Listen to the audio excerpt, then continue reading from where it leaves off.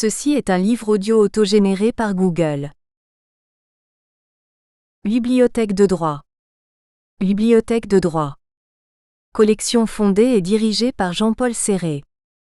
Cette collection a pour vocation d'assurer la diffusion d'ouvrages scientifiques sur des sujets peu explorés ou sur des thèmes d'actualité dans le domaine des sciences juridiques. Elle se destine notamment à la publication de travaux de jeunes chercheurs. Derniers ouvrages parus. Monsieur Manet, Le devenir juridique de la dignité. Monsieur Gallimard, L'incrimination de la zoophilie. Monsieur Peltierhenry, Le droit pénal à l'épreuve des neurosciences. Tétouzeau, Recel et blanchiment. HCAPPADORO, Le sens de la peine. Monsieur Bonnard, Le statut juridique de l'assistance médicale à la procréation. C. Leroux, L'infraction politique. E. Mangin, L'univers carcéral, la mère détenue et son enfant. P. Laurent, L'incohérence des lois de circonstance en matière pénale. PGOASDOU, L'impartialité du ministère public. Monsieur Germain, Essai sur l'influence du pédophile à l'égard du silence des tiers. Bibliothèque de droit, manuel. Principales abréviations. Introduction. L'histoire de la discipline pénitentiaire est significative de l'ampleur du cheminement parcouru, avant que la discipline en prison ne soit soumise à des exigences de légalité et de justice. Une approche historique enseigne que dès le XIXe siècle, plusieurs réformes réglementaires ont tenté sans succès d'harmoniser les pratiques disciplinaires. Les premiers véritables textes instituant une répression de principe pour toutes les infractions disciplinaires sont issus des lois pénales de 1791. Depuis, la discipline pénitentiaire a subi des retouches notables. Pénétrée par l'arbitraire jusqu'au milieu du XXe siècle, section 1, elle s'est inscrite ensuite dans un processus plus légaliste, au point de devenir aujourd'hui un véritable droit disciplinaire pénitentiaire, section 2. Section 1. L'héritage arbitraire de la discipline pénitentiaire. La vie carcérale à la fin du XVIIIe et durant le XIXe siècle ne laissait pas la moindre once d'autonomie aux prisonniers. Le souci de discipliner les établissements pénitentiaires apparaît de suite après la Révolution, en 1791. Les textes principaux remontent à l'Empire et à la Restauration. Ils détaillent avec méticulosité le temps des prisons et imposent de multiples obligations. Il fallait inculquer aux détenus des bonnes habitudes. Les règles disciplinaires régentaient au surplus, avec une minutie extraordinaire, la vie du prisonnier, habillement, literie, nourriture, boisson. Ses gestes, ses tâches, ses paroles étaient bridés par des textes qui dictaient en toutes circonstances les conduites à tenir et rompaient tout esprit d'initiative. Le régime de détention s'accordait de règles de vie particulièrement strictes.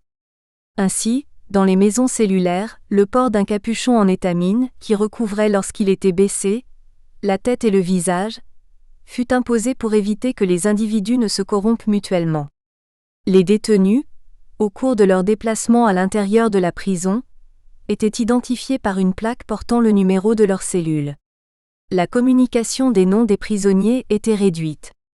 Les indications sur la porte de la cellule permettaient leur reconnaissance au travers d'une étiquette sur laquelle était inscrit le numéro d'écrou du détenu, une couleur spéciale symbolisant la catégorie pénale à laquelle il appartenait. Dès son entrée en prison, le détenu avait été au surplus dépouillé d'un attribut de liberté essentiel, sa tenue vestimentaire. En imposant le port d'un uniforme pénal, on recherchait sa soumission en gommant tout signe distinctif qui pût rappeler son passé. Il y avait aussi une volonté d'humiliation et de stigmatisation certaine du prisonnier, dans le fait de lui retirer tous ses effets personnels. C'est la circulaire du 19 mai 1818 qui imposa le port obligatoire du costume pénal. Il se composait d'une veste de laine, droguée, grise et d'un pantalon du même tissu en hiver, d'une veste en toile et d'un pantalon pour l'été. Les prévenus bénéficièrent de cette faculté dès 1841 ainsi que les condamnés en matière politique, puis les détenus de moins de 21 ans et les condamnés en matière de police. Bien que le régime imposé pouvait varier au bénéfice de catégories particulières de détenus, tels les prisonniers pour dette, de multiples obligations incontournables étaient imposées par les règlements aux prisonniers de droit commun. Les boissons alcoolisées étant autorisées, les geôliers, guichetiers et cabaretiers des prisons, dans le souci d'une bonne tenue de la prison, devaient éviter que les prisonniers ne consomment du vin ou de l'eau-de-vie par excès. On estime à cette époque que le prisonnier doit être réformé moralement. Son amendement doit passer par le respect préalable de règles strictes au sein de la prison, afin qu'il intègre une discipline qu'il continuera naturellement d'appliquer après sa libération. En imposant des horaires stricts, une marge d'initiative réduite, la discipline carcérale participait à cette idée de régénération morale de l'individu. Ainsi, le règlement général du 25 décembre 1819 commande à la loi de ne pas s'arrêter à la porte des prisons. L'inclusion de la loi dans l'enceinte de la prison doit susciter une prise de conscience du détenu, lui permettre de découvrir les valeurs mêmes de la justice qu'il a honnies jusqu'alors. Les nouveaux textes, dans le domaine disciplinaire, affirment la nécessité de ne plus tolérer les pratiques arbitraires et discriminatoires. Toutes les formes de répression corporelle doivent prendre fin, les habitudes dévoyées, jeux de hasard, beuveries, ventes, échanges ou prêts sur gage entre prisonniers interdits. La discipline repose sur un usage adapté et savamment dosé selon la conduite du détenu. Le règlement, par la sévérité ou la durée des punitions qu'il autorise, doit permettre la répression appropriée de toute faute et, par le jeu de récompenses graduées, encourager les actions de bonne conduite des prisonniers. Étaient légitimées les privations alimentaires, le redoublement de classe, les exclusions temporaires ou définitives de l'atelier ou de l'école. Corrélativement, les détenus pouvaient obtenir, au titre de récompense, une nourriture plus consistante et à l'atelier, une rémunération du travail. La recherche d'éradication de l'arbitraire en matière disciplinaire, sous toutes ses formes, est largement inspirée des conceptions des philanthropes anglais, particulièrement par J. Bentham, soucieux de réformer en profondeur et avec minutie toute l'organisation carcérale. Une circulaire du 1er septembre 1836 concerne spécifiquement le contrôle de la correspondance et prévoit, à titre disciplinaire, la suppression des lettres ainsi que la punition du détenu qui se serait servi de son courrier pour colporter des mensonges. Il faut attendre l'ordonnance du 10 mai 1839 pour les maisons centrales et le règlement général du 30 octobre 1841 pour trouver des textes régissant avec minutie la discipline sur l'ensemble du territoire. Ils constituent les éléments réglementaires de référence durant tout le XXe siècle, malgré les quelques efforts de réglementation antérieurs. Rompant avec les conceptions du début du siècle, l'ordonnance propose un régime disciplinaire teinté d'une coloration nettement punitive. Le silence absolu doit s'imposer. Les temps forts de la journée, lever, commencement et cessation du travail, repas, offices religieux sont indiqués par un ou plusieurs coups de cloche. Pour s'adresser au gardien, le détenu doit lever la main et parler à voix basse. L'alcool et le tabac sont interdits, les possibilités de cantiner ou de posséder de l'argent se restreignent, les dépenses sont obligatoirement soumises à autorisation et les détenus doivent au préalable remplir des bons. L'ordonnance impose que les condamnés aient dès leur entrée en centrale, le visage et le crâne rasés. La circulaire assimile surtout le travail à une peine supplémentaire que le prisonnier doit exécuter sans interruption, et autant que ses forces le lui permettent. La cantine est considérée, en outre, comme élément au service de la discipline de la prison. L'utilisation, par le condamné, de la part du produit qui lui revient est subordonnée à son comportement en prison. Il ne peut se procurer un surplus qu'au regard de ses mérites. La cantine devient une source d'avantages complémentaires pour l'entrepreneur, qui récupère ainsi une fraction importante du salaire qu'il avait versé aux prisonniers. Seule une partie des revenus des prisonniers, appelés gages, était bloquée. Par la suite, le règlement du 30 octobre 1841 tenta vainement d'opérer une harmonisation de la discipline dans les différentes catégories d'établissements. La discipline requise dans les maisons centrales fut pourtant plus éprouvante que celle exigée dans les prisons départementales, en dépit d'une reprise par le règlement du 30 octobre 1841, des principes généraux applicables dans les maisons centrales. Les efforts d'harmonisation nationale de la discipline par les textes de 1839 et 1841 n'ont pas imposé de dichotomie entre les hommes et les femmes, sauf à préciser que leur garde devait s'effectuer en quartier distinct dans les prisons où étaient incarcérés des détenus des deux sexes. L'arrêté du 8 juin 1842 est à l'origine de la création du prétoire de justice disciplinaire. Il est censé mettre fin à l'arbitraire de la répression, en retenant des principes novateurs de publicité de l'audience disciplinaire. La recherche de sanctions fermes mais soumises au principe de proportionnalité doit apporter aux autorités de la prison le sentiment de toujours pouvoir disposer de moyens efficaces de sauvegarde du bon ordre des établissements, et susciter, du côté des prisonniers, celui d'une justice disciplinaire sévère mais juste. L'arrêté autorise aussi les prisonniers à formuler des plaintes. Faculté largement atténuée par la circulaire du 20 mars 1874 qui n'autorisera leur réclamation verbale qu'1 jour par semaine, le samedi. En 1848, un décret du 24 mars entraîne indirectement, en supprimant le travail, la fomentation de nombreuses émeutes qui débouchent, comme la révolte d'Orion des 25 et 26 avril 1848, sur une revendication principale des détenus. L'abrogation de la circulaire de 1839, retour à la liberté de parole et de consommation de tabac. Les actes d'insubordination individuelle des prisonniers s'agrègent aux révoltes collectives. Des rapports officiels constatent un état général de démoralisation et d'indiscipline dans l'ensemble des établissements. Les autorités préconisent de leur côté, au nom de la discipline, le rétablissement du travail. Le refus larvé du respect quotidien de la discipline, l'agitation latente des prisons n'échappe finalement à personne, surtout pas au législateur de l'époque qui prend rapidement plusieurs mesures afin de contrecarrer la contestation, dont le résultat final désavoue magistralement l'amorce de libéralisation voulue par le décret du 24 mars 1848. Malgré plusieurs tentatives de modération, le décret du 25 février 1852 adopte le principe d'un retour au régime antérieur. Jusqu'au milieu du XIXe siècle, la surveillance dans les prisons pour femmes est exercée par des hommes, ce qui, outre la propension à la débauche, aux vices propres aux établissements pour hommes, conduit à de multiples abus sexuels ainsi qu'à de nombreux cas avérés de viol à l'encontre des détenus. C'est une des raisons majeures qui pousse l'administration à adopter le principe de la surveillance des femmes par des personnes du même sexe. Cependant, malgré l'attention particulière apportée au recrutement des surveillantes, les prisons pour femmes persistèrent dans l'immoralité. Tout aussi inquiétant, eu égard au but recherché par les autorités pénitentiaires, les actes d'indiscipline touchaient de plus en plus profondément le quotidien de la prison. Elles sont alors supplantées par des religieuses, les sœurs des prisons de l'ordre de Marie-Joseph, qui assureront la surveillance des détenus dans l'ensemble des maisons centrales et prisons départementales jusqu'au rétablissement du principe d'une surveillance laïque et féminine au début du XXe siècle. Finalement, le régime institué dans les maisons centrales et l'obligation subséquente au silence suscitent un accroissement de la tension et des violences au sein des établissements.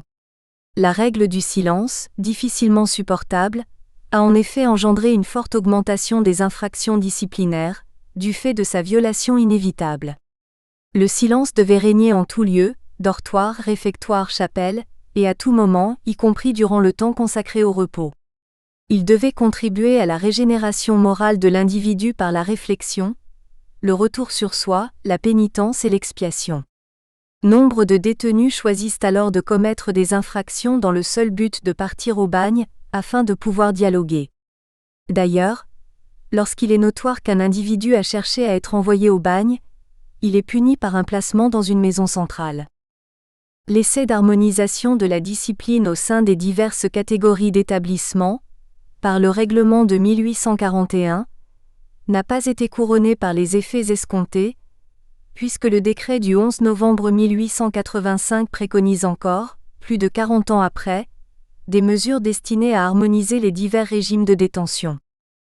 De toute façon, nombreux sont les établissements où l'attitude complaisante des geôliers et bien souvent même leur rôle actif incite à la débauche. Les contrôles des obligations réglementaires par des visites et les inspections régulières des prisons, envisagées par les textes, sont vidés de leur teneur par la pratique, semble-t-il courante, des geôliers. Pour éviter que les conseillers et substituts du procureur n'inspectent l'intérieur des geôles, le geôlier feint qu'il ne demande pas mieux que de l'accompagner, mais il glisse en même temps avec adresse qu'il appréhende que cette démarche n'est son danger vu qu'il lui semble avoir aperçu des symptômes de la fièvre des prisons. Les visites étaient alors rapides et ne concernaient pas les salles ou les cachots. Dans la deuxième partie du XIXe siècle, l'organisation de la discipline au sein des ateliers repose fortement sur le rôle joué par les contremaîtres détenus. Hommes de confiance de l'administration pénitentiaire et de l'entrepreneur, généralement choisis parmi les longues peines, souvent des récidivistes, les petits chefs forment une aristocratie véritable, jouissant du sort le plus envié, davantage encore que celui des prévôts des dortoirs. Mieux rémunérés et mieux nourris, ils sont haïs et craints comme les contremaîtres des autres manufactures. Leur pouvoir est considérable, car les détenus sont affectés à un travail précis en fonction de leur avis. De surcroît, au sein des ateliers, les punitions sont souvent prononcées sur leur dénonciation. Autres personnages clés de la discipline intérieure, les prévôts des dortoirs. Ils sont choisis le plus souvent en raison de leur bonne conduite. Chargés de maintenir l'ordre dans les dortoirs, la délation leur permet de sauvegarder tous les avantages procurés par le statut de prévôt. Ils portent sur leurs vêtements pénals des galons, symbole de différenciation et de pouvoir, donc d'autorité par rapport à la communauté des simples prisonniers. Ils bénéficient surtout d'avantages matériels. Indemnités mensuelles, chaussons de qualité supérieure, manteaux. Ils sont dispensés de corvées et bénéficient du choix de leur lit. Ce système, facteur prépondérant d'hypocrisie de part et d'autre, est sans doute l'une des sources principales de conflits et de délations entre les détenus. D'une façon générale, le prévôt participe au maintien de l'ordre en détention. La pluralité et le souci du détail des textes ne permettent cependant pas de définir la faute disciplinaire. Elle recouvre un domaine si vaste que toutes les infractions aux règles intérieures de la prison peuvent engendrer une mesure de répression. Les divers règlements ne servent pas véritablement d'éléments de référence quant au degré de gravité intrinsèque des actes répréhensibles commis par les prisonniers et rendent délicate la mesure de la sévérité de la punition appropriée. La compilation des différents textes confirme l'impression du caractère très général et indéfini de la faute disciplinaire. D'après l'article 9 de l'ordonnance du 18 mai 1839, sont punies les infractions aux règlements intérieurs. L'article 101 du règlement du 30 octobre 1841 rejoint cette définition en réprimant toute infraction aux règles de la prison. Le règlement du 10 avril 1869 impose lui aussi une sanction pour infraction aux règles de la maison. Article 105. Il faut toutefois retenir les dispositions de l'article 614 du Code d'instruction criminelle qui définit quelques infractions pouvant entraîner, selon l'estimation de la gravité de la faute, une punition plus ou moins sévère. Quelques textes amorcent une timide esquisse de l'égalité disciplinaire. Tout d'abord, la circulaire du 22 avril 1841 réservait le cachot pour les atteintes aux mœurs, au vol et aux actes de dévastation, violence et rébellion. Ensuite, un décret du 18 juin 1880, applicable aux relégués, avait dressé une liste d'infractions punissables, réparties d'après leur gravité matérielle ou absolue en 3 classes, faute légère, faute grave, faute très grave, à chacune desquelles était attachée une pénalité spéciale, variable dans les limites d'une durée maxima et susceptible d'aggravation, par exemple, si le détenu était en état de récidive dans les 3 mois. Enfin, le règlement général du 11 novembre 1885, sur les prisons de courte peine, prévoyait certaines punitions pour un temps et dans des cas déterminés. La privation de lecture ne pouvait intervenir par exemple, qu'en cas de lacération, détérioration, emploi illicite de livres et pour 1 semaine au plus. Imprécis quant à la définition des infractions disciplinaires, les textes apportent cependant quelques précisions sur les sanctions disciplinaires autorisées.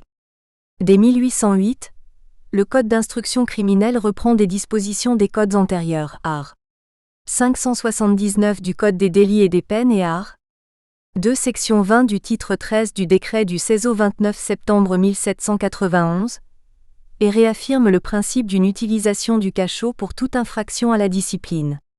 L'ordonnance du 10 mai 1839 vise l'interdiction de communiquer, le règlement de 1841 la privation de visite, de correspondance ou de secours du dehors ou même la privation de l'école. Les détenus pouvaient également se voir interdire de promenade à titre de punition, ordonnance de 1839 et règlement de 1841. Les gardiens-chefs pouvaient encore recourir à la privation de cantine, de vivres chauds ou, mesure très dure à supporter, à la mise au pain et à l'eau. Cette dernière opportunité est d'ailleurs largement usitée y compris dans les maisons centrales où pourtant, l'ordonnance de 1839 n'envisage que la privation de cantine. C'est qu'à cette époque l'amorce très timorée de l'égalité des sanctions est contrecarrée par les textes mêmes. L'instruction du 8 juin 1842 précise que la liste des punitions de l'ordonnance de 1839 n'est pas limitative et justifie peut-être les tendances répressives de certains gardiens-chefs.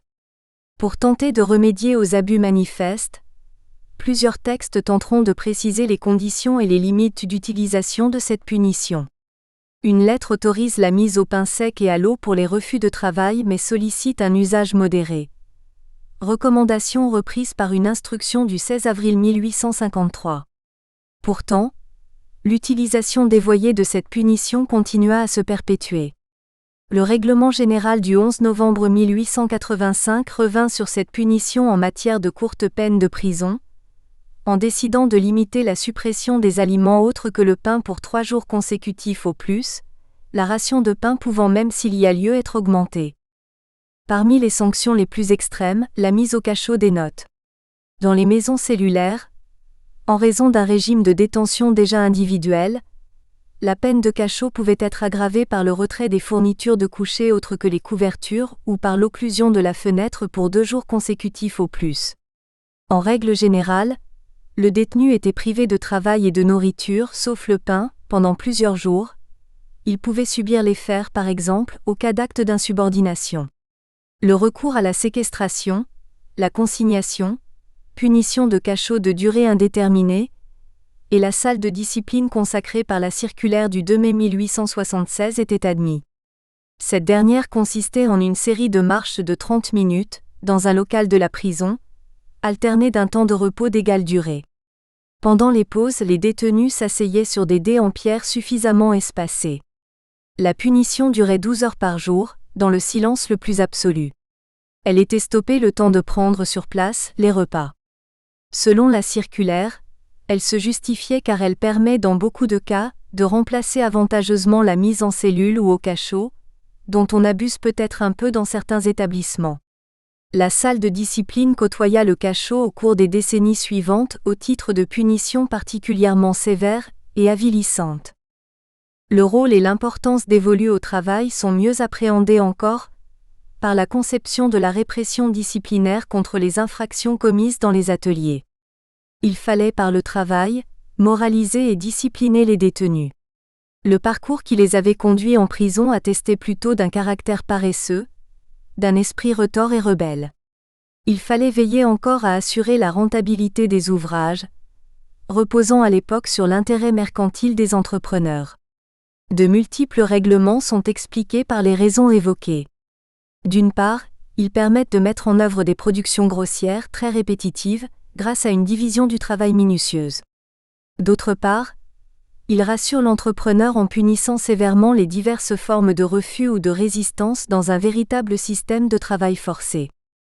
Après 1839, l'ampleur des punitions liées au travail sera quelque peu minimisée par les statistiques qui dégageront des taux majoritaires de punition contre les infractions à la loi du silence. Sous la Restauration se dégage une constante, l'utilisation quasi systématique du cachot avec fer pour les divers troubles à la discipline commis durant le travail, alors même que les fers ont provoqué parfois chez certains détenus la gangrène, suivie d'une amputation forcée d'un membre inférieur. Le cachot n'est que le fruit d'une politique voulue et souhaitée par les plus hautes autorités. Il est aussi une autre mesure à laquelle les autorités pénitentiaires ont souvent eu recours pour des motifs purement disciplinaires, le transfert des prisonniers. S'il ne présente pas indubitablement un caractère punitif, il est apparu pourtant durant le XIXe siècle, comme une réponse appropriée à l'indiscipline de quelques catégories de fauteurs de troubles. Les autorités ont vite compris l'intérêt que pouvait présenter l'éloignement des prisonniers particulièrement agités, surtout lorsqu'ils apparaissaient comme de véritables meneurs. Les mesures de transfert ont d'une façon générale été utilisées lors des périodes de tension intense, en prévention de la mutation d'actes d'indiscipline de quelques prisonniers vers une violence collective généralisée. La sévérité des sanctions n'empêcha en rien le recours systématique à des châtiments corporels, malgré leur prohibition absolue par l'ordonnance du 10 mai 1839, la circulaire du 21 octobre 1848 et le règlement du 10 avril 1869 pour les jeunes détenus. La pratique de sévices tels que l'emploi de la cangue, sorte de carcan imposé aux délinquants en Chine, du python, le prisonnier était fixé au moyen de liens transversaux à une planche adhérente à la muraille, de la férule, palette de cuir ou de bois avec laquelle on frappait jadis les écoliers, des menottes derrière le dos, de la bricole, partie du harnais s'attachant au poitrail, de l'anneau, de la camisole de force, persista quelques années encore. Une circulaire du 21 mars 1876 tente d'effacer les excès dans l'utilisation de la consignation, en spécifiant qu'elle doit désormais être effectuée dans une cellule en lieu et place du cachot et pour une durée maximum de 3 mois sans autorisation du ministère de l'Intérieur. Cette situation passionna d'ailleurs l'opinion publique, notamment sous la Restauration lors de la monarchie de Juillet. Elle émut aussi les spécialistes de la science pénitentiaire de l'époque, qui consacrèrent nombre de débats et de réflexions sur la question. En fait, le système de répression disciplinaire subissait en lui-même des contestations de la part de nombreux observateurs. Les punitions les plus sévères étaient critiquées, car elles allaient à l'encontre de l'objectif d'amendement poursuivi par la peine privative de liberté.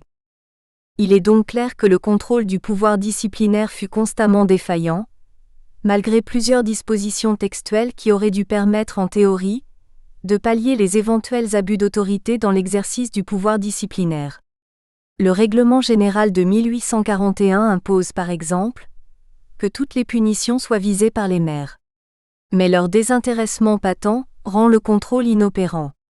Il en est de même de celui opéré par les inspecteurs généraux, en dépit de leur visite annuelle des établissements de leur circonscription.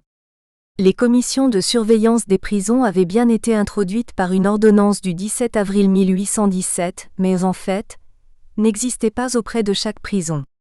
Une surveillance du directeur départemental sur les gardiens-chefs des prisons avait été instaurée par un décret du 12 avril 1856. Malgré tous ces garde-fous, le contrôle s'avérait insuffisant tant dans les prisons départementales que dans les maisons centrales.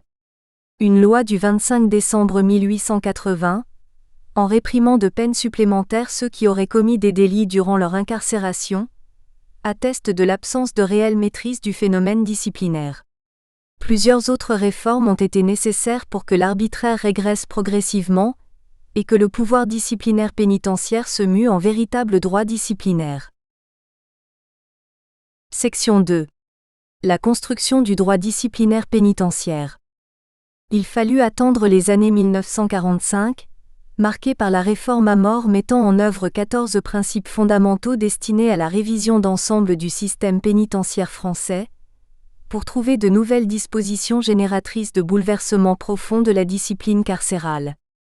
Quelques transformations avaient timidement anticipé cette évolution. La soumission aux prières quotidiennes et la présence obligatoire aux services religieux disparaissent sous la Troisième République, sans doute en raison du processus de laïcisation qu'elle avait engagé. Le premier des principes de la réforme à mort prévoit que la peine privative de liberté a pour but essentiel l'amendement et le reclassement social du condamné. Le troisième que le traitement infligé aux prisonniers, hors de toute promiscuité corruptrice, doit être humain, exempt de toute vexation et tendre principalement à son instruction générale et professionnelle et à son amélioration. La réforme prévoit le régime progressif qui avait pour ambition de modifier fondamentalement l'organisation du système carcéral, en le faisant reposer sur une alternance de punitions et de récompenses, de réprimandes et de faveurs. L'apparition du juge de l'application des peines, JAP, symbolise le nouveau rôle confié à l'autorité judiciaire. Il est notamment chargé d'apprécier le passage d'une... Nous espérons que vous avez apprécié cet aperçu. Pour continuer à écouter ce livre audio sur Google Play Livres, utilisez le lien dans la description de la vidéo.